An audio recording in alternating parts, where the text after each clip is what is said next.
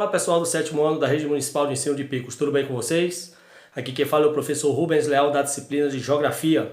Gostaria de convidá-los a assistir a nossa aula de número 16, que você poderá encontrar no seu livro didático a partir da página 106, sob o título O Espaço Rural. Então, como nós sabemos, pessoal, o espaço rural abrange tudo que corresponde ao campo, ao interior, que não é o espaço urbano. E o que a gente pode perceber no espaço rural? Que predominam atividades do setor primário, agricultura, extrativismo e mesmo turismo.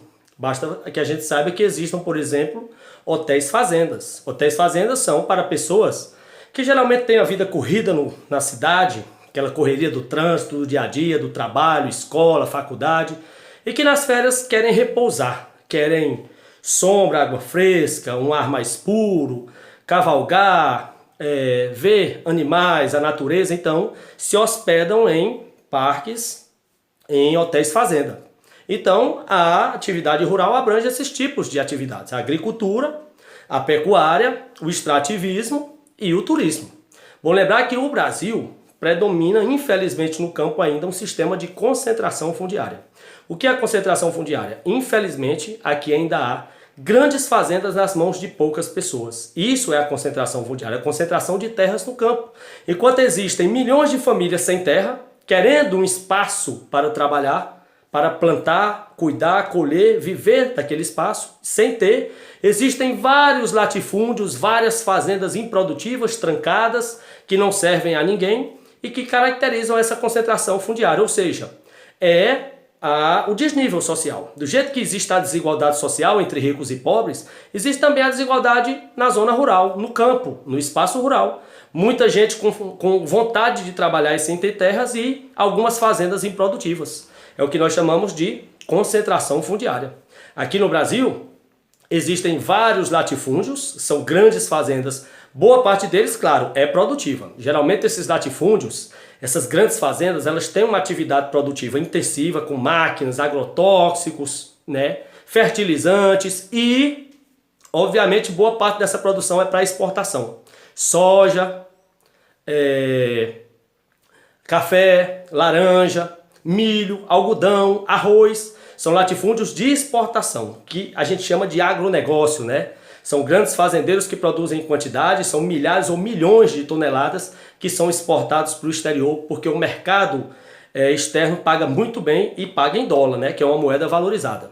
Temos também, obviamente, o minifúndio, que são as pequenas propriedades rurais, como o próprio nome diz, mini, pequenas propriedades rurais, que geralmente a produção é de subsistência. No minifúndio é só produção de pequenas famílias, a gente chama de agricultura familiar, apenas para o consumo da família, no máximo para levar para a feira livre da cidade para vender. Vamos dar um exemplo?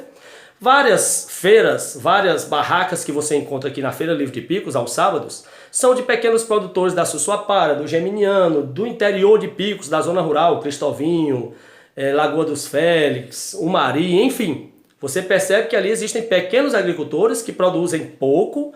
Maior parte dessa produção é para atender a sua própria demanda, a sua própria família e vender o pouco que sobra nessas barracas de feira livre, que é bem diferente dos latifúndios, que são grandes produções para exportação. Bom, lembrando que aqui no Brasil o agronegócio significa uma grande fonte geradora de renda, de postos de trabalho. Inclusive passa sempre na televisão, O agronegócio, agro é top, agro é tech, agro é tudo. Porque o agronegócio, por exemplo, no ano passado, que foi difícil para a economia brasileira e mundial, porque a rede hoteleira fechou, os bares, restaurantes, shopping, comércio, por causa dos lockdowns, quem salvou a economia de muitos países, dentre eles o Brasil, foi o agronegócio, porque as fazendas não pararam sua produção. Isso gerou muitas receitas para os fazendeiros do Brasil e ainda garantiu muita renda para o país, muitos postos de trabalho. Outro aspecto que é bom lembrarmos do campo do Brasil é o termo chamado expansão da fronteira agrícola. Cai bastante no Enem, nos concursos públicos. O que é essa expansão da fronteira agrícola? É muito simples. As grandes fazendas começaram ali no Sudeste e no Sul.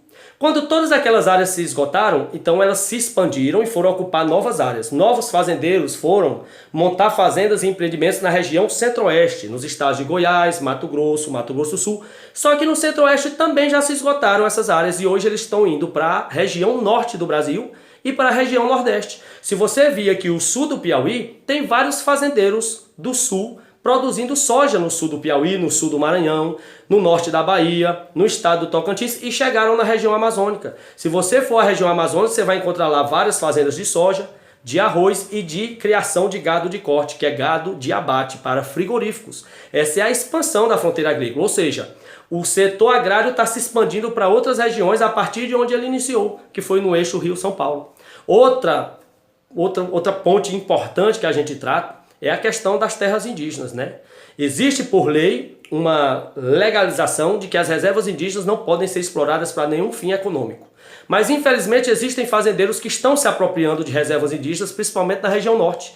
Como são áreas dos índios, são áreas que não são produtivas, fazendeiros se apossam, cercam e começam a produzir em áreas que não lhes pertencem. E aí, rapidamente, os índios acionam a FUNAI, a Fundação Nacional de Apoio ao Índio, que aciona o Ministério Público e muitas vezes a Polícia Federal vai ter que ir na fazenda para desapropriá-la, porque ela vai ter que ser devolvida aos índios, aquilo é uma área ocupada, é uma área invadida, ali é uma reserva, ela não pode servir a ninguém a não ser aos próprios índios. Como os índios não praticam a agricultura, também não é permitido aos outros grupos ocuparem. Comprem fazendas e plantem em outros lugares. Reservas indígenas não podem ser utilizadas para a produção agropecuária, ok? A FUNAI, inclusive, é quem estabelece essas reservas, junto com o governo federal. Se você for à região norte, existem muitas reservas indígenas. Por exemplo, o estado de Roraima, 30%, 40% da área total do estado de Roraima é reserva indígena, ou seja, são áreas que não podem ser exploradas para nenhum fim econômico ou comercial, muito menos pela atividade agrícola,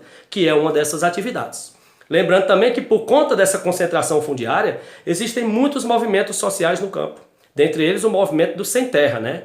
Criado lá nos anos 50, na ditadura eles deixaram de existir, voltaram nos anos 80, atuaram muito nos anos 90 e agora estão um pouco desarticulados. O movimento do Sem Terra, o MST, que luta por reforma agrária, de vez em quando praticam invasões de terras, fecham estradas, promovem queimadas de pneus para interditar o trânsito e lutarem por seus direitos porque eles querem reforma agrária. Eles querem a criação de assentamentos para que eles tenham terras para produzir, segundo eles dizem, né? Outro aspecto importante do espaço rural é a questão do meio ambiente. Nós sabemos que o espaço rural ele é muito vítima da destruição ambiental.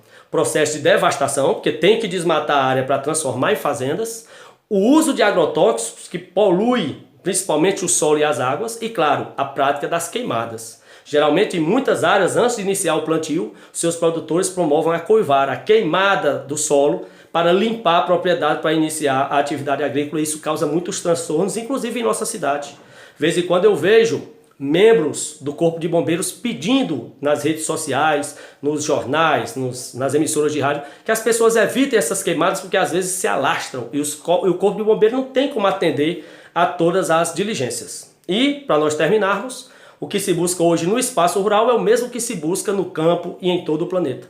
A sustentabilidade, que é a agricultura orgânica, ou seja, sem uso de pesticidas, de agrotóxicos, de fertilizantes, que seja uma agricultura orgânica ou natural, sem uso de nada que agrida aquele produto e possa causar algum problema de saúde para nós ao nos alimentarmos desses produtos. Geralmente a agricultura orgânica é a mais indicada porque ela é muito mais saudável.